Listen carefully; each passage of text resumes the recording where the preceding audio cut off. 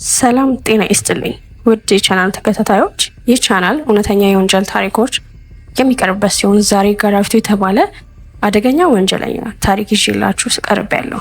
አብሬያችሁ የምቆየው ንግስት ነኝ። ወደ ታሪኩ እንሂድ።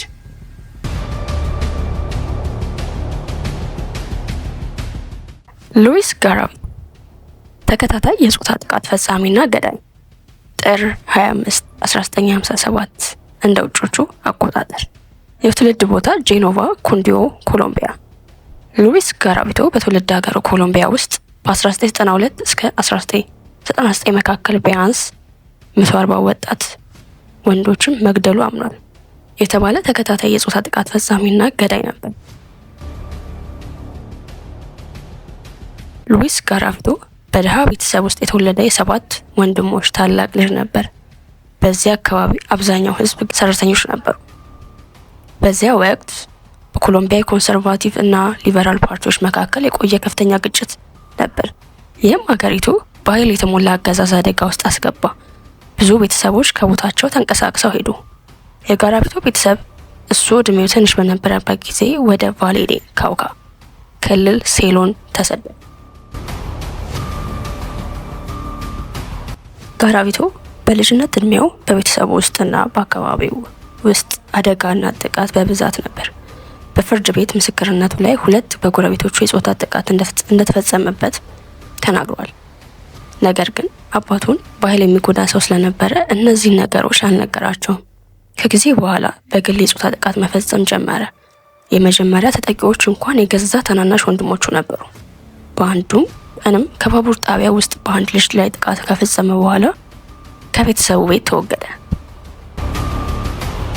ከቤቱ ከተወገደ በኋላ ጋራቪቶ አልኮል ሱስ ውስጥ ገባና ከስራ ገበታው በተጋጋሚ እየተባረረ ሌላ ስራ ይቀይር ጀመር። ወጣትና ጽናት ወንዶቹን ከህዝብ ቦታዎች በማታለል እየሳበ ጥቃት ይፈጸምባቸው ጀመር። ተጠቂዎቹ ከ6 እስከ 16 ዓመት ዕድሜ ውስጥ ነበሩ። ብዙዎቹም ድሃ ቤተሰቦች ወይም የመንገድ ልጆች ነበሩ። በመጀመሪያም አልገደላቸውም፣ ነገር ግን ከባድ የጾታ ጥቃት ይፈጸምባቸውና በጭካኔ ይገላቸው ነበር። ጋራቪቶ በስነ ልቦና ሕክምና ተቀብሎ በጊዜያዊ ሆስፒታል ውስጥ ሕክምና ገባ።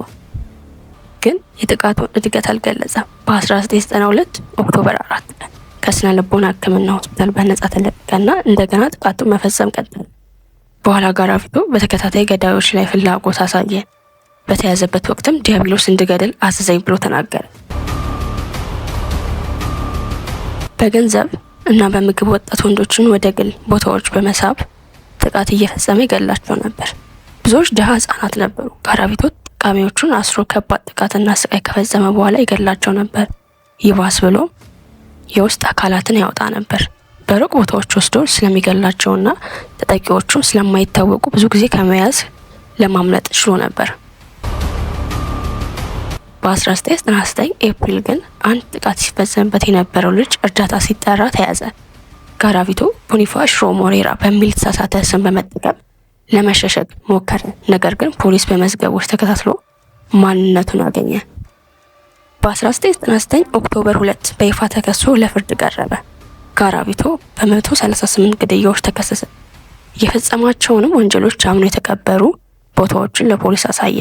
በ1999 ዲሴምበር 13 ከ1853 ዓመት በላይ እስር ፍርድ ተፈረደበት። ነገር ግን በኮሎምቢያ ሕግ የሞት ቅጣት ስለሌለ ከፍተኛው የእስር ጊዜ 30 ዓመት ነበር። በ2006 ፍርድ ቤት ወንጀሎቹን በማመኑ ፍርዱን ወደ 22 ዓመት እንዲቀነስለት አደረገ። በኋላም ሉዊስ ጋራቪቶ በሰሜን ኮሎምቢያ ቫሌዶፓር ሆስፒታል ውስጥ ሞተ። እንደዚህ አይነት እውነተኛ የወንጀል ታሪኮች እንዲደርሱ ቻናሉን ሰብስክራይብ በማድረግ ቤተሰብ ይሁኑ።